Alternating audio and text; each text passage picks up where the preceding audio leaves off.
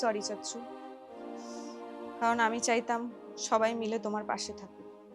সবাই নিজের মতো করে পাশে থাকে, তুই আছিস সেটাই তো সবচেয়ে বড় কথা। তোমরা না পুরুষ মানুষরা একই রকম, নিজেদের কোনো ফিলিংসই বলো না।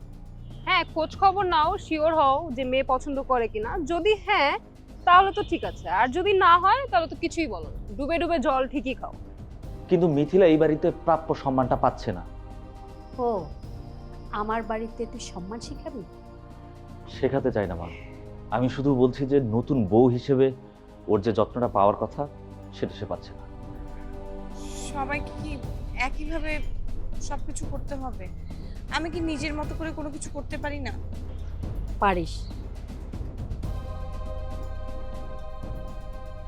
বুঝিস না, তোদের কথাবার্তা শুনলে তো ওই রকমই মনে হয়। তুমিই সবসময় মনে করো সবাই তোমার বিরুদ্ধে। কারণ অনেক সময় তাই মনে হয়। মা, তুমি নিজের মধ্যে সবকিছু জমিয়ে রাখো, তাই তোমার এমন মনে হয়। আমি যা বলি তোদের ভালোর জন্যই বলি। আমি জানি না, কিন্তু তোদের কাছে তো মনে হয় আমি সব সময় খারাপ। তা না। তোর চাচাকে আজকে কেমোর জন্য নিয়ে গেছে, সেটা জানিস তো? হ্যাঁ জানি। কবির নিয়ে গেছে। হ্যাঁ জানি। তোর কি একবারও মনে হলো না ফোন করে তাদের একটু খোঁজ নেই? মা, আমার সাথে তো ফোনে কথা হয়েছে। কখন? কই আমাকে বললি না তো? হ্যাঁ মা, কেমো দেওয়ার আগেই কথা হয়েছে।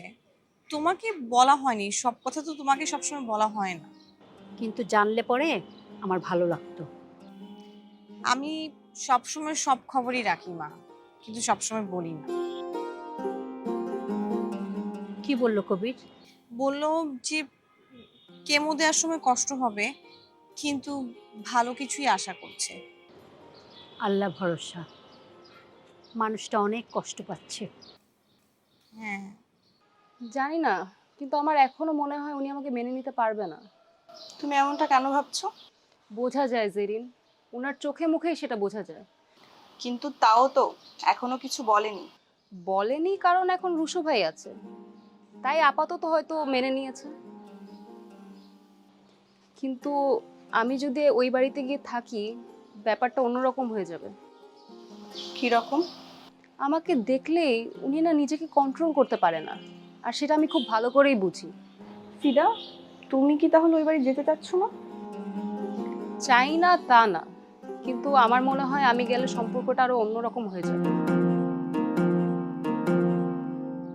তবুও না মাঝে মাঝে মনে হয় কি তুই এসব ব্যাপারে একটু দূরেই থাকিস। আমি দূরে থাকি না মা, আমি শুধু আমার মতো করে করি। তোর এই আমার মতো করে কথাটা না আমি ঠিক বুঝি না। সবকিছু সবাইকে দেখিয়ে করতে হয় না মা। হয়তো ঠিকই বলেছিস, কিন্তু মা বলে মাঝে মাঝে জানতে ইচ্ছা করে। জানবে, সময় হলে সবই জানবে। তোর মনটা এখন খুব অস্থির থাকে তাই না? তাই তো বলি, একটা সংসার করলে না মানুষ স্থির হয়। হ্যাঁ, আবার সে বিয়ের কথা। আমি তো শুধু বললাম। মা, আমি না এখন শুধু একটা কাজই করতে চাই, নিজের মতো করে নিজের পায়ে দাঁড়াতে চাই। যদি সত্যি করতে চাস কর, তবে একটা কথা মনে রাখিস, এই পরিবারের দায়িত্ব থেকে যেন সরে না যাস। ঠিক আছে, দেখি কি করিস। দেখো,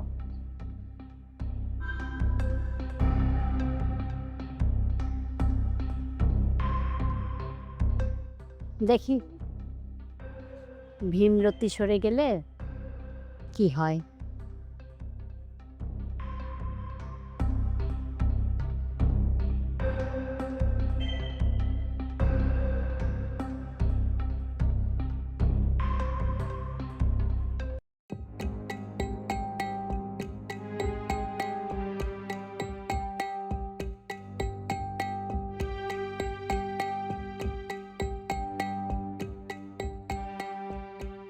তুমি আমাকে ভুল বোঝো না আম্মু। আমি তোকে ভুল বুঝছি? হ্যাঁ, আমার মনে হচ্ছে তোমার মধ্যে এটাই চলছে যে আমি সবকিছু বাদ দিয়ে শুধু ফ্রিদার দিকে তাকিয়ে আছি। আমি তো তাই দেখছি। আম্মু, ব্যাপারটা একদমই এরকম না।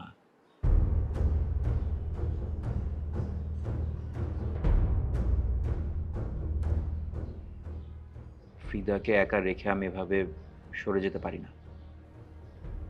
ফ্রিদা যদি তোর সদ্বোন না হতো তাহলে তুই কি এটা করতিস?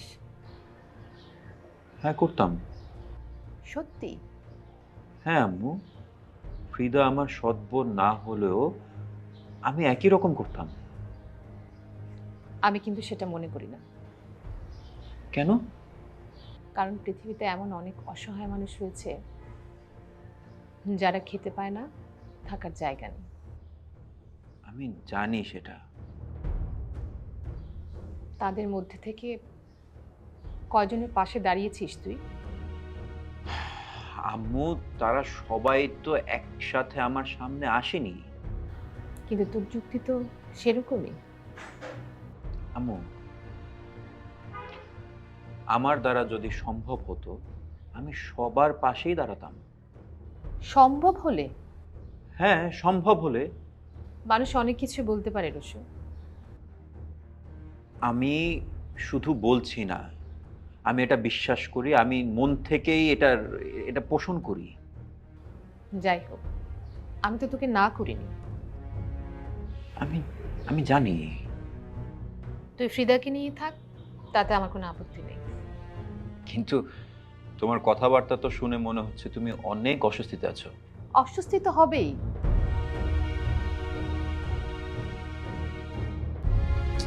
আমার কি মনে হয় জানো, তুমি একটু বেশি ভেবে ফেলছো। কি করব বলো, না ভেবেও তো থাকতে পারি না। আচ্ছা শোনো, যাই হোক তুমি এখন এসব কথা বাদ দাও, কেন? কারণ তুমি আবার সিরিয়াস হয়ে যাচ্ছো। আচ্ছা ঠিক আছে, বলো কি বলতে। আচ্ছা বলো তো, তোমার পড়ালেখা কেমন চলছে? আগের থেকে তো এখন বেশি ইন্টারেস্টিং মনে হচ্ছে। আচ্ছা কোন কোন সাবজেক্ট তোমার বেশি ভালো লাগছে তাই বলো। ডিজাইনের টপিকগুলো বেশি ইন্টারেস্টিং মনে হয়। তাহলে তুমি কি নিতে চাও সামনে? এখনো ঠিক করিনি। কোনো আইডিয়া নেই? আছে, কিন্তু একটু কনফিউশনও আছে। কিরকম কনফিউশন? বাবার ইচ্ছা ছিল আমি একজন পেইন্টার হব। উনি সবসময় বলতেন আমি নাকি ফ্রিদা কাহলোর মতো একজন বড় পেইন্টার হব। এই ফিদা কাহালোরটা কে? তোমাদের কোনো আত্মীয় নাকি? না না, আমাদের আত্মীয় না। ফ্রিদা কাহলো একজন মেক্সিকান পেইন্টার, খুবই ফেমাস, বাবার খুবই ফেভারিট ছিলেন। আচ্ছা এই জন্যই কি তোমার নাম ফিদা রেখেছে? হ্যাঁ তুমি পেইন্টার হলে কিন্তু বেশ ভালো হবে। হ্যাঁ, ভালো হবে, কিন্তু আমার ইচ্ছাটা না একটু অন্যরকম। কিরকম? আমি আসলে গ্রাফিক্স নিয়ে পড়তে চাই। Graphic design? হ্যাঁ সেটা তো খুব ভালো একটা ফিল্ড। হ্যাঁ, আমিও তাই ভাবি। তাহলে সমস্যা কোথায়? সমস্যা হচ্ছে বাবার ইচ্ছার সাথে তো আমার ইচ্ছা আলাদা হয়ে যাচ্ছে। কিন্তু এখনো তো অনেক সময় আছে। হ্যাঁ আছে। আর আমার মনে হয় তুমি যেটা ভালো মনে করো সেটাই তোমার চুজ করা উচিত, কারণ সাবজেক্ট তো জীবনে একবারই চুজ করা হয়। ঠিকই বলেছো জেরিন।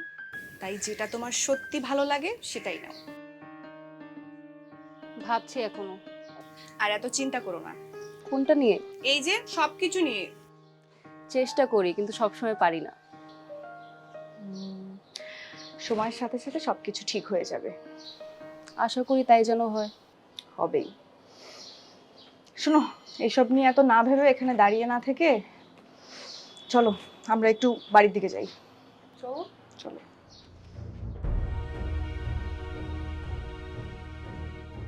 তুই কি একটাবার ভেবে দেখছিস তোর দাদির সাথে আমি কথা বলবো কি করে?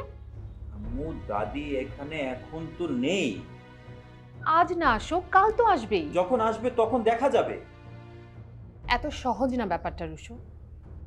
তুমি কি এখনো এতটাই রাগ করে আছো তার উপর? রাগ না, কষ্ট। এতগুলো বছর পরও? কিছু কষ্ট আছে যেগুলো সময় হলেও মুছে যায় না। আম্মু, দাদি তো এখন বয়স্ক মানুষ, মানুষ বয়স্ক হলেই কি তার অন্যায়গুলো মাফ হয়ে যায়?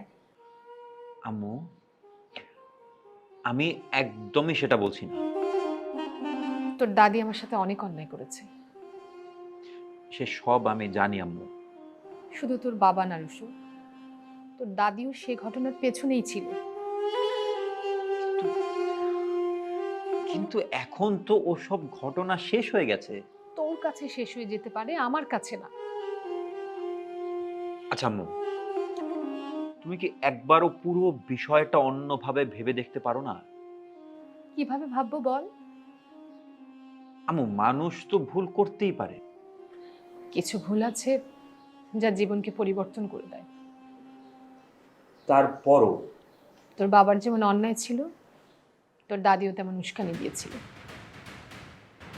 তুমি শিওর? আমি নিজের জীবনেই সেটা দেখেছি। তাই বলে তুমি একদমই তাকে মেনে নিতে পারবে না? আমি জানি না, কিন্তু কিন্তু ফ্রিদা তো তার সাথে আছে।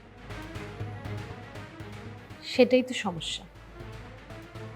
তুই যদি ফ্রিদাকে এখানে আনিস, তাহলে তোর দাদিকেও আমার দেখাশোনা করবে। হ্যাঁ, সেটা কি স্বাভাবিক না? আর তখন প্রতিদিনই তোর দাদির মুখোমুখি আমাকে হতে হবে। তুমি না চাইলে হয়তো। একই বাড়িতে থেকে তাকে এড়িয়ে যাওয়া যায় না রুশু।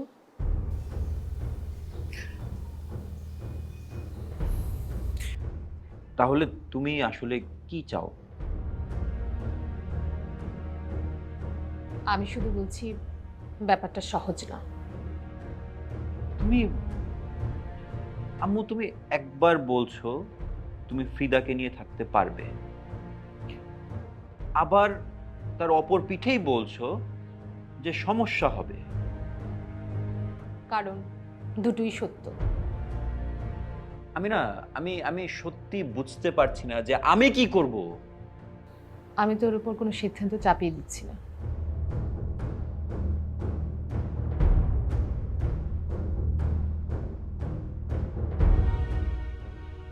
কিন্তু পরিস্থিতি কি আমার উপর চাপ সৃষ্টি করছে না? জীবনে অনেক সময় এমন হয় রুশু।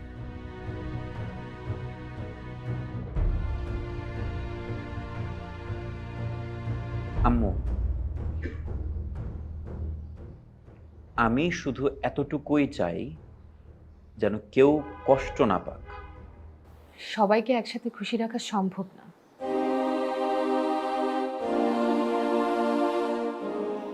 তুই এখন খুব আবেগ দিয়ে ভাবছিস।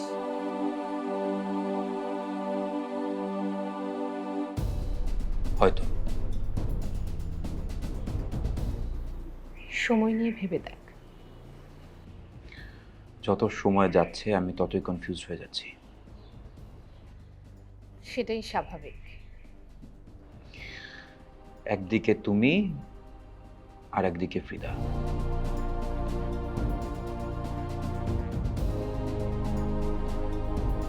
সিদ্ধান্তটা শেষ পর্যন্ত তোকেই নিতে হবে রুশু।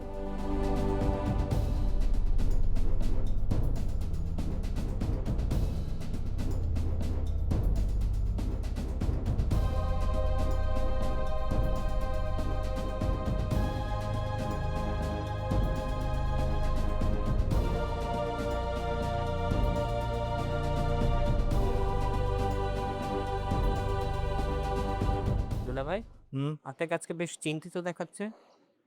না, চিন্তা করছি না, কিন্তু একটু টেনশন হচ্ছে।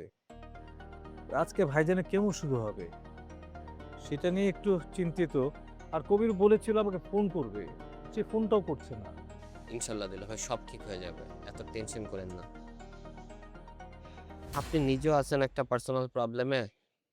আমি যে কিভাবে বলি দুলা ভাই, মানে আমার ওই কাগজপত্র সব যে দিয়েছিলাম ওইটার কোনো আপডেট পেয়েছেন কিনা? না, তোমার কাগজপত্র সব আমি ম্যানেজমেন্টের কাছে দিয়েছি, তোমার ডিড এগ্রিমেন্ট সব কিছু দেওয়া আছে। তো দুলা ভাই, ওরা কি বললো? ম্যানেজমেন্ট বলেছে ওরা বিষয়টা দেখবে, তোমার ডিড এগ্রিমেন্ট সব কিছু ওরা খতিয়ে দেখেছে। আমি জমা দিয়ে দিয়েছি তোমার কাগজপত্র। আর আইনগতভাবে আমরা কিভাবে এগোতে পারি সে বিষয়ে কথা হয়েছে। তাই নাকি দুলা ভাই?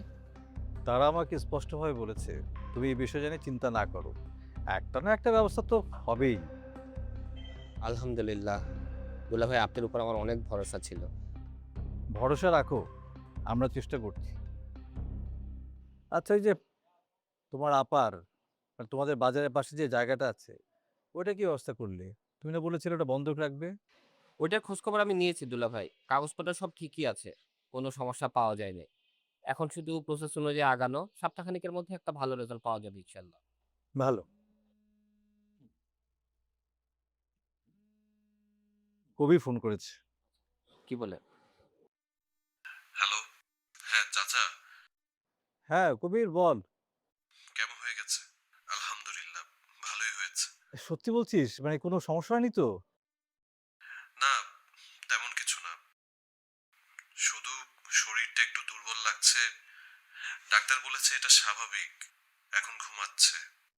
দেখ কবির, আমি তো কেমন সময় থাকতে পারলাম না, সমস্যায় ঝামেলা পড়ে গিয়েছিলাম বলে যেতে পারিনি। সমস্যা নাই চাচা, আমি আছি তো। আচ্ছা ঠিক আছে, কোনো সমস্যা হলে কিন্তু সঙ্গে সঙ্গে আমাকে জানাবি, কোনো হেজিটেট করবি না। ঠিক আছে। ওকে। কি খবর দুলা ভাই, কবির কি বললো? আরে কেমো হয়ে গেছে, খুব ভালো অবস্থায় আছে, সে এখন ঘুমোচ্ছে। আলহামদুলিল্লাহ।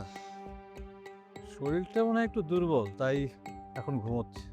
এত টেনশন করেন না দুলা ভাই, ইনশাল্লাহ দেখবেন ধীরে ধীরে সব ঠিক হয়ে যাবে। হ্যাঁ, তাই তো আশা করি যেন তাড়াতাড়ি সুস্থ হয়ে যায়। এই তোমাকে কি চা দিতে বলবো? বলেন, একটু খাই, দুলা ভাইয়ের অফিসে একটু চা না খেলে। তাহলে বস, আমি একটু বলে আসি।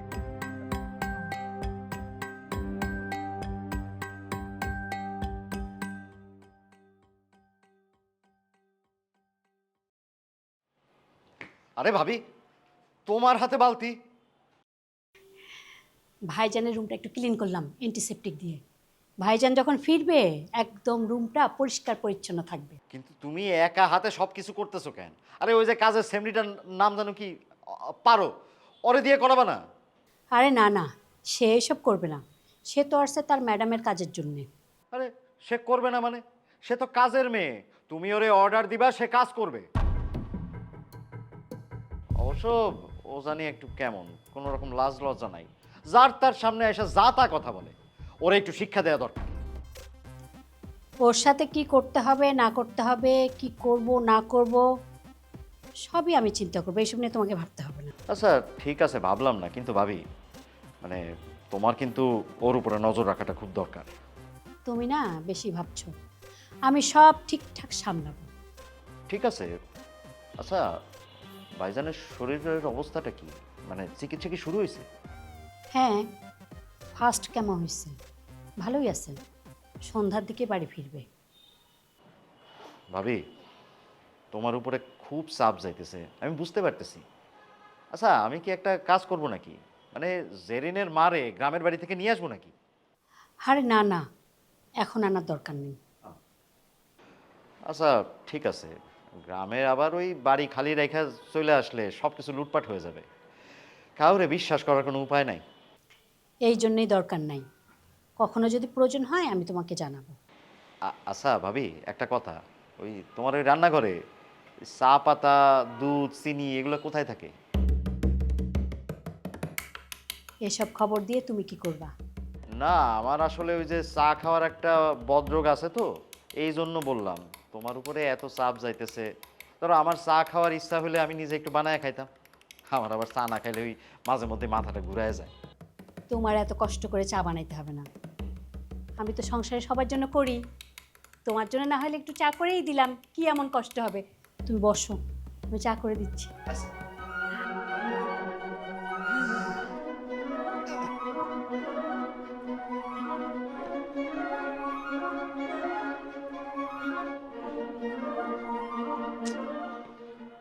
আরে এই চায়ের নেশাটা আসলে একটা বদ নেশা, মানুষের কাছে হাত পাততে শিখায়।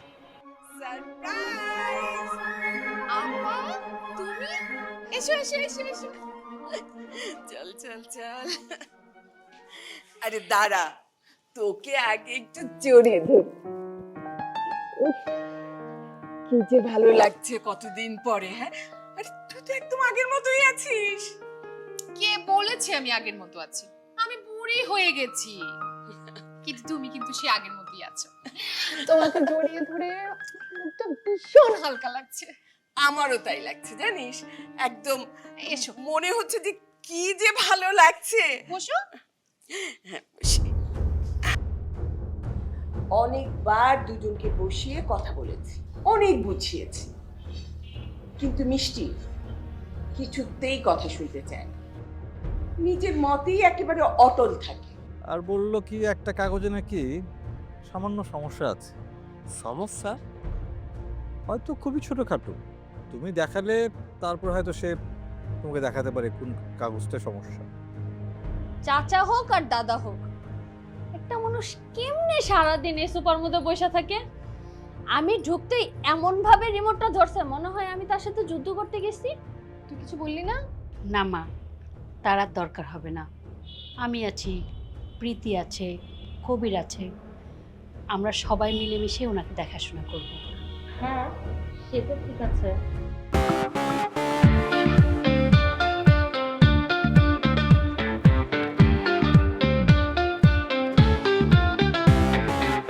চোরাস্রোতে ভাসি, বালির ঘর বাঁধি, স্বপ্নের ফেরিওয়ালাটা দিয়ে যায় জীবনে কুয়াশা ধোয়াটে পথ, আলো আধারের সাথে খেলা চলেই যায়।